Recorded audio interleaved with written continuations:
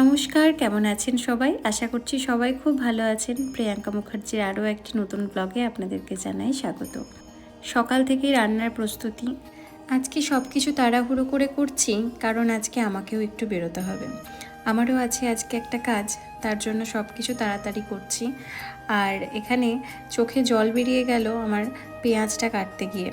আজকে ভেবেছি ভাত আর চিকেন করব। আর বেশি কিছু ঝামেলা করতে পারছি না, কারণ আমাকেও ট্রেন ধরতে হবে।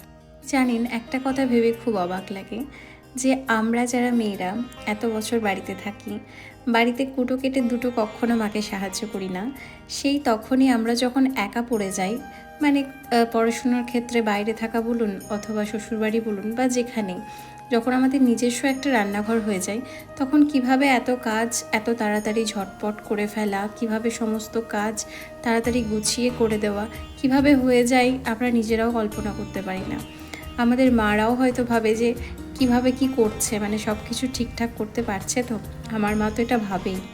কিন্তু এটাও না ভগবানের একটা আশীর্বাদ মেয়েদের প্রতি, যে যেখানে যেরকমভাবেই যে পরিস্থিতিতেই থাকুক না কেন, সবটাকেই নিজের মতো করে গুছিয়ে নিয়ে মানিয়ে নিয়ে এগিয়ে যেতে পারবে। আমার গল্প করতে করতে রান্নাও প্রায় কমপ্লিট। এবার সব কিছু নামিয়ে নিয়ে আমরাও খেতে বসে যাব। আর এই ভিডিওটা এতটাই ছিল, ভালো লাগলে অবশ্যই লাইক করবেন আর অবশ্যই পাশে থাকবেন।